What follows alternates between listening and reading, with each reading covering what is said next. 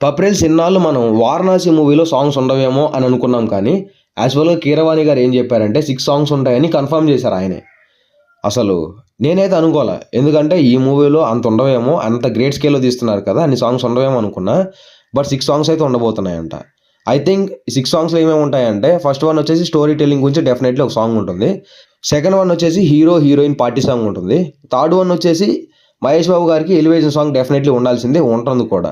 ఇంక fourth one వచ్చేసి ఎలాగో రామాయణం గురించి చూపిస్తున్నారు కాబట్టి త్రేతాయుగం గురించి చూపిస్తారు.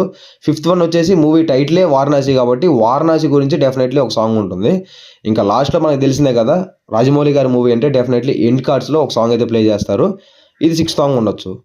సో, మొత్తానికైతే 6 సాంగ్స్ ఉండబోతున్నాయని కీరవాణి గారు ప్లే చేశారు. ఇప్పటివరకు 'సంచారి' సాంగ్ అయితే వచ్చింది. చాలా బావుంటుంది. మరి అది మూవీలో ఉంటుందా లేదా అన్నది నాకు తెలీదు కానీ సాంగ్ అయితే చాలా బావుంటుంది. ఇంకా మూవీ గురించి ఫర్దర్‌గా చాలా అప్డేట్స్ తెలియాల్సి ఉంది. I am eagerly waiting for this movie.